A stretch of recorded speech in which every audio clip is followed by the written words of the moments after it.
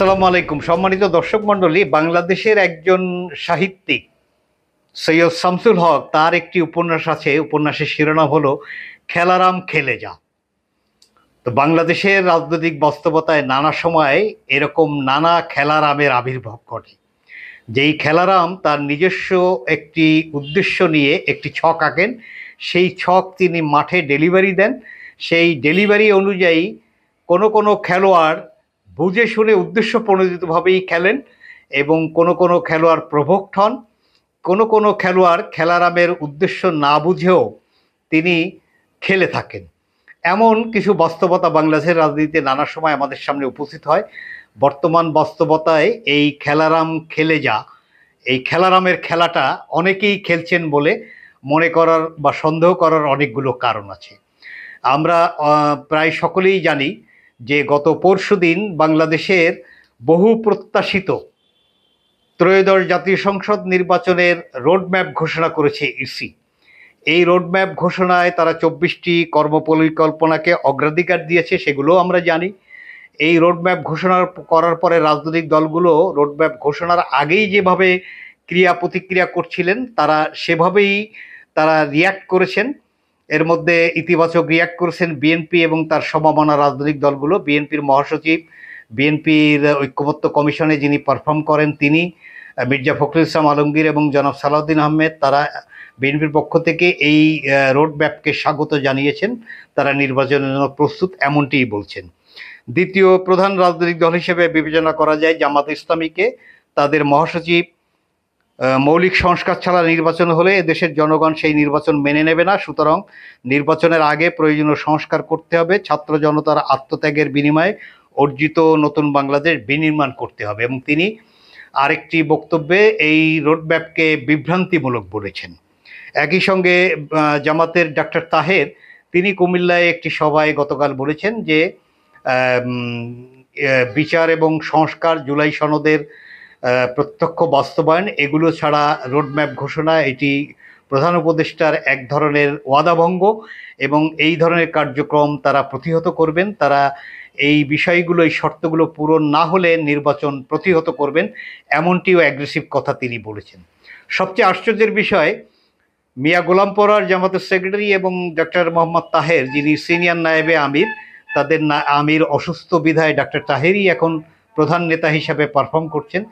এই দুইজন যখন প্রাথমিক প্রতিক্রিয়া দেন, তখন দুজনেই তাদের নিজেদের নির্বাচনী এলাকায় নির্বাচনী কাজেই সভা সমাবেশের মধ্যে ব্যস্ত ছিলেন। সেখানেই তারা সাংবাদিকদের প্রশ্নের জবাবে এই প্রতিক্রিয়া ব্যক্ত করেন। আমি একটু বিনয়ের সঙ্গে উল্লেখ করতে চাই, এটি একটি ডবল স্ট্যান্ডার্ড রোল, বাংলায় যাকে বলে দ্বিচারিতা।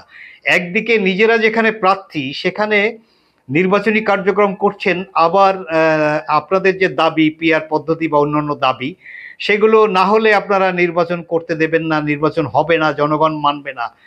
এই কথাগুলো ডবল স্ট্যান্ডার্ড রোল বলেই মনে করার যথেষ্ট কারণ আছে।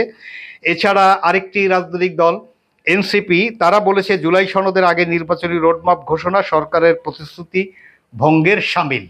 তারা এখানে বিশ্বাসঘাতক শব্দ তাদের কথার মধ্যে উচ্চারণ করেছেন। বিএনপির সঙ্গে অ্যালাইনে আছেন এমন রাজনৈতিক দলগুলো কেউ কেউ এই নির্বাচনের রোডম্যাপকে স্বাগত জানিয়েছেন। তবে মোটা দাগে অধিকাংশ দলই নির্বাচন করবেন না, ওই সময় নির্বাচন হবে না, এমনটি কেউই বলছেন না। এখানে একজন বিশিষ্ট রাজনীতিবিদ, যদিও তার রাজনৈতিক দল খুব বড় না, না হলেও তিনি বিগত ফ্যাসিবাদ বিরোধী আন্দোলনের উচ্চকণ্ঠ হিসাবে সকলের কাছে গুরুত্বপূর্ণ পরিচিত মানুষ, এখানে জুনাইদ সাকির কথা আমি একটু উল্লেখ করতে চাই। বাংলাদেশে এই মুহূর্তে স্বার্থ নির্বাচন, সেই নির্বাচন বানচাল করা, পিছিয়ে দেওয়া, এসব কিছুই বাংলাদেশ ও জাতিকে একটা অস্থিতিশীল পরিস্থিতি ও বিপদের মধ্যে ফেলবে। আমরা আশা করি কেউই সেটা শেষ পর্যন্ত করবেন না। তাছাড়া গতকাল একটি অনুষ্ঠানে বিএনপির মহাসচিব মির্জা ফখরুল ইসলাম আলমগীরও কতগুলো সিগনিফিকেন্ট কথা তিনি বলেছেন, যে কথাগুলোতেও তার এক ধরনের শঙ্কা প্রকাশিত হয়েছে। তিনি বলছেন, বর্তমান রাজনৈতিক পরিস্থিতি বিবেচনায় নির্বাচন হবে কিনা তা নিয়ে জনমনের শঙ্কা আছে। তিনি বলেন, নির্ধারিত সময় নির্বাচন না হলে ফ্যাসিবাদের উত্থান হবে, দেশে বিদেশেও যা নিয়ে তৎপরতা চলছে। গতকাল জাতীয় প্রেস ক্লাবে একটি অনুষ্ঠানে তিনি কথা বলেন। এছাড়াও তিনি আরও বলেন, বাংলাদেশে উদারপন্থী রাজনীতিকে সরিয়ে উগ্রপন্থী রাজনীতি প্রতিষ্ঠা করার ষড়যন্ত্র চলছে বলে তিনি শঙ্কা প্রকাশ করেন। তিনি বলেন, এমনটি ঘটলে বাংলাদেশের জন্য চরম ক্ষতিকর হবে। এই ধরনের সন্দেহের কথা বিএনপি সহ কয়েকটি রাজনৈতিক দল বেশ কিছুদিন ধরেই বলছিলেন যে নির্বাচন বানচাল হলে কি হবে। আমরা ইতিমধ্যে জানি, বেশ গুরুত্বপূর্ণ মিডিয়ায় সংবাদ এসেছে যে বাংলাদেশে লুটেরারদের শিষ্যমণি এস আলম গ্রুপের এস আলম দিল্লিতে হাসিনার সঙ্গে তিনি দেখা করেছেন এবং সেখানে 2500 কোটি টাকা, 2500 কোটি টাকা বাংলাদেশে একটি অস্থিতিশীল পরিস্থিতি তৈরি করে তার একটি ছক বাস্তবায়ন করে ফ্যাসিবাদকে বাংলাদেশে ফিরিয়ে আনার একটি প্রকল্প তারা হাতে নিয়েছেন। এরপরে তিনি আরও 2000 কোটি টাকা শেখ হাসিনাকে দেবেন, গণমাধ্যমে এমন সংবাদই এসেছে। তারপরে বাংলাদেশের ঘটনা পরস্পরায় কিছু ঘটনা এমনটা সন্দেহ করার কারণ আছে যে নির্বাচনকে বানচাল করার একটা ক্রিয়াশীল পরিস্থিতি বাংলাদেশে আছে। লক্ষ্য করেন, মঞ্চ 71 নাম করে একটি সংগঠন গত পরশুদিন তারা প্রেস ক্লাবে একটা অনুষ্ঠান করতে গেলেন। সেই অনুষ্ঠানকে কেন্দ্র করে যা হয়েছে আমরা জানি। এখানে দিল্লিতে 2500 কোটি টাকার লেনদেন, আরও 2000 কোটি টাকা দেওয়া হবে। পত্রপত্রিকায় আসছে যে বাংলাদেশকে অস্থিতিশীল করার কিভাবে হিট প্ল্যান 2 এটি সংগঠিত করা হচ্ছে। সশস্ত্র অবস্থা তৈরি করে সেনাবাহিনীর বরখাস্তকৃত সদস্যরা, পুলিশের পালিয়ে যাওয়া সদস্যরা, আওয়ামী লীগের অ্যাক্টিভিস্টরা যারা কলকাতা বা দিল্লিতে আছেন কিংবা বাংলাদেশেও নানা প্রান্তে যারা পালিয়ে আছেন, তাদেরকে প্রশিক্ষিত করা হচ্ছে একটি সশস্ত্র বিপ্লবের জন্য। এবং সেই প্রেক্ষাপটে জেরাই খান পান্না অ্যাডভোকেট, তিনি বেশ কিছুদিন ধরেই নানা কারণে আলোচিত। ফ্যাসিবাদের একজন সহায়কের ভূমিকায় তার কিছু ভূমিকা ইতিমধ্যে প্রকাশিত হয়েছে এবং তিনি একজন সন্দেহভাজন ব্যক্তি। এই জেরাই খান পান্না হঠাৎ করে তার এতটা চেতনা জাগ্রত হওয়া সন্দেহের কারণ এ কারণেই যে তিনি বাংলাদেশে গণতন্ত্র, মানবাধিকার লুণ্ঠিত হওয়ার প্রেক্ষিতে তার কোনো ভূমিকার কথা উল্লেখযোগ্য এমনটি জানার কোনো কারণ নাই। হঠাৎ করে তার চেতনা এতটা জাগ্রত হওয়া। তিনি এই অনুষ্ঠানের আয়োজক বলে অনুষ্ঠানে যারা উপস্থিত ছিলেন তারা অনেকেই বলছেন। সেখানে যারা আমন্ত্রিত ছিলেন, যে তালিকা আমরা দেখেছি অথবা যারা গিয়েছিলেন, তারা বিভিন্ন সময় বিগত দিনে ফ্যাসিবাদের একেবারে উলঙ্গ দোসর হিসাবে পারফর্ম করেছেন। কাউকে কাউকে আমরা দেখেছি ফ্যাসিবাদের সময় তারা খানিকটা নিগৃহীত ছিলেন বা ফ্যাসিবাদের অনেক বিষয়ের সাথেই তারা একমত হননি, কিন্তু তারাও হঠাৎ করে কেন এই ধরনের কর্মকাণ্ডের সঙ্গে নতুন করে নিজেদেরকে জড়ালেন, এটা একটা সন্দেহ উদ্রেক করে। এটি একটি প্রশ্ন, বিশেষ করে যেখানে গত আগস্ট মাসের পূর্বেই গোয়েন্দা রিপোর্ট হচ্ছে যে আওয়ামী লীগ বাংলাদেশে এক ধরনের অস্থিতিশীল পরিস্থিতি তৈরি করতে চায়, আওয়ামী লীগ ভবিষ্যৎ নির্বাচনকে বানচাল করতে চায়, আওয়ামী লীগ রাজনৈতিক প্রক্রিয়ায় নয় সশস্ত্র প্রক্রিয়ায় হামলা করে অস্থিতিশীল পরিবেশ তৈরি করে তারা ক্ষমতায় ফিরতে চায়। এমন পরিকল্পনা যখন হয়, তখন যারা একটু বোঝাশোনা লোক, যদি দেশের প্রতি তাদের কমিটমেন্ট থাকে, তারা যে কোনো ধরনের পদক্ষেপকে নিজেদেরকে সংযুক্ত করার ক্ষেত্রে একাধিকবার ভাববেন। এটি তো তাদের কাছে আশা করাটা সঙ্গত। তারা যদি সেই আশার বাইরে গিয়ে কাজ করেন এবং তারপরে যদি তারা কোনো সংকটে পতিত হন, তাহলে তাদের জন্য দুঃখ প্রকাশ করা ছাড়া আর আমরা কি করতে পারি? বুঝে শুনে পদক্ষেপ নেওয়া দরকার, যেহেতু এখানে অনেক সন্দেহভাজন লোক জড়িত। আবার এর বাইরে আরেকটি বিষয় আছে যে মুক্তিযুদ্ধ এবং 71 এই শব্দটি শুনলেই এক ধরনের মানুষের গাত্রদাহ তৈরি হয়। 71 সালে বাংলাদেশ বিরোধী ভূমিকা যারা রেখেছিলেন, তারা তাদের ভূমিকা থেকে বের হয়ে আসবেন এরকম বহুবার বহু কারণের প্রত্যাশা করা হলেও দৃশ্যত তারা তাদের সেই ভূমিকা থেকে কখনোই বেরিয়ে আসার ক্ষেত্রে আন্তরিক ছিলেন না। এটি আজকের বাস্তবতায় বেশ প্রমাণিত। 71 এবং মুক্তিযুদ্ধ এটিকে তারা সহ্য করতে পারেন না এবং ক্ষেত্র বিশেষে খুব পরিকল্পিতভাবে 71 এবং 24কে মুখোমুখি করা হচ্ছে। কেন? এটি বদমতলবী একটি কার্যক্রম। ফলে এই যে এটা ওই যে খেলারাম খেলে যা, এই খেলারামের কোনো খেলার অংশ কিনা, যে চোরেরে চুরি করতে বলা, গৃহস্থরে ধরতে বলা, এই ধরনের কোনো কর্মকাণ্ড কিনা, এটি একজন নাগরিক হিসাবে আমি অন্তত সন্দেহ করি। পাশাপাশি দেখেন, গতকাল সন্ধ্যার পরের যে ঘটনাটি, জাতীয় পার্টিকে নিষিদ্ধ করতে হবে এরকম একটি কথাবার্তা বেশ কিছুদিন ধরে চলছে। জাতীয় পার্টি ফ্যাসিবাদের নিরবিচ্ছিন্ন দোসর। এটা রয়ের প্রজেক্ট। গত 2024 সালের নির্বাচনের পূর্বে জাতীয় পার্টির চেয়ারম্যান GM কাদের ভারত থেকে ফিরে এসে সাংবাদিকদের সঙ্গে কি স্টেটমেন্ট করেছিলেন আমরা জানি, যে ইন্ডিয়ায় তার সঙ্গে অনেক গুরুত্বপূর্ণ ব্যক্তির কথা হয়েছে, তাদের পারমিশন ছাড়া তিনি বলতে পারবেন না।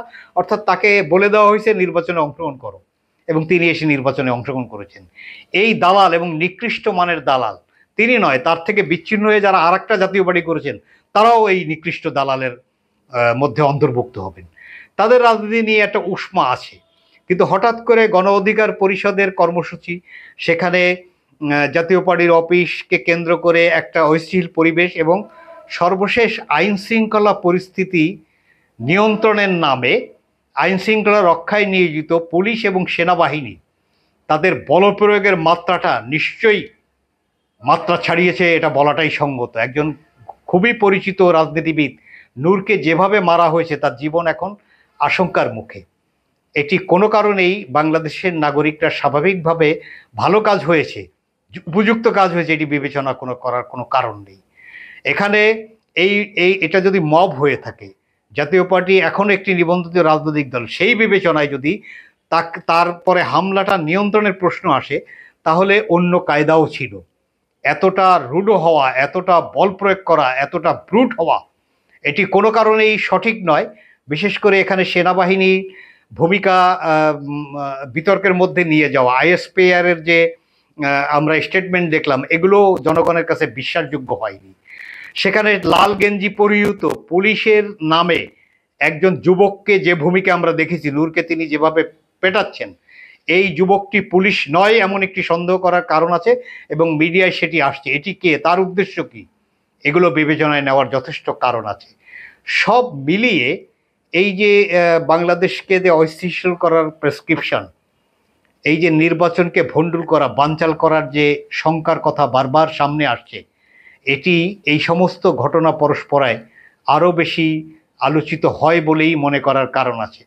আমি রাজনৈতিক দলগুলোর প্রতি দ্বিচারিতা বা ডবল স্ট্যান্ডার্ড রোল থেকে বেরিয়ে এসে কার্যকরভাবে সরকারের সঙ্গে এবং রাজনৈতিক দলগুলো পরস্পর আলোচনা, বিশেষ করে 2024 সালের গণ অভ্যুত্থানে অংশগ্রহণকারী সকল রাজনৈতিক দল নিজেদের মধ্যে মিনিমাম প্রশ্নে ঐক্যমত্য পোষণ করে সরকার এবং সেখানে ভূমিকা রাখতে পারে, রাজনৈতিক দলগুলোও পৃথকভাবে ভূমিকা রাখতে পারে।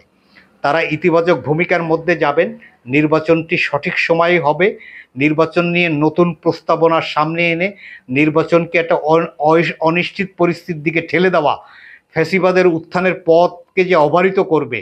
এই যে 2,500 কোটি টাকার গন্ধ, এই 2,500 কোটি টাকা শুধু আওয়ামী লীগের নেতাকর্মীদের পিছনে ব্যবহার হবে না, এটি আমি নিশ্চিত। এই 2,500 কোটি টাকা বা পরবর্তীতে আরও 2,000 কোটি টাকা, এই 4,500 কোটি টাকা, অথবা আরও অনেক বড় অঙ্কের টাকা অন্যভাবেও হয়তো ইনভেস্ট হবে, এটি শুধু আওয়ামী লীগের নেতাকর্মীদের পিছনে ব্যবহার হবে না, এটি বিদ্যমান রাজনৈতিক দলের কেনা বেচার হাটের মধ্যে তাদেরকে ঢুকানোর আশঙ্কা করার সুযোগ আছে।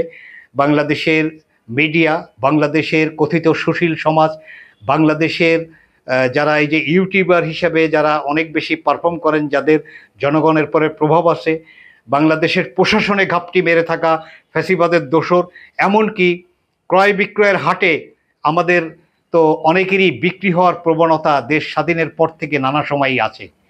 এই যে হাজার হাজার কোটি টাকা বাংলাদেশকে অস্থিতিশীল করার যে পরিকল্পনা, যে বিনিয়োগ, এই বিনিয়োগের ক্ষেত্রে সতর্কতামূলক ভূমিকা, সচেতন ভূমিকা, রাজনৈতিক দলগুলো যারা ফ্যাসিবাদের উত্থানকে সত্যিকার অর্থেই তারা মনে করেন যে এটা সঙ্গত না, এর বিপক্ষে যাদের অবস্থান, তারা দায়িত্বশীল ভূমিকা পালন করবেন, এমনটি আমরা প্রত্যাশা করি।